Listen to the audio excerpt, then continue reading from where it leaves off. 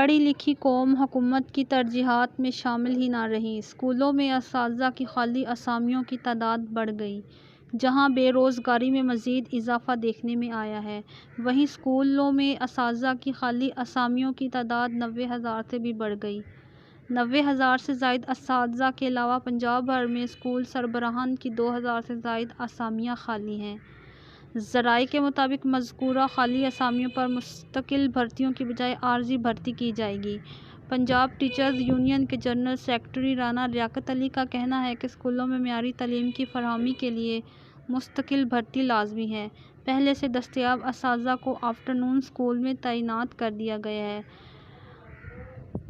ان اساتذہ کی بھرتیوں سے کمی کو پورا نہیں کیا جا سکتا۔ شہر میں بھی خالی اسامیوں کی تعداد 3,000 سے زیادہ ہے، جن پر عارضی بھرتیاں متوقع ہیں۔ پنجاب ٹیچرز یونین نے معیاری تعلیم کے لیے مستقل بھرتیاں لازمی قرار دے دیں۔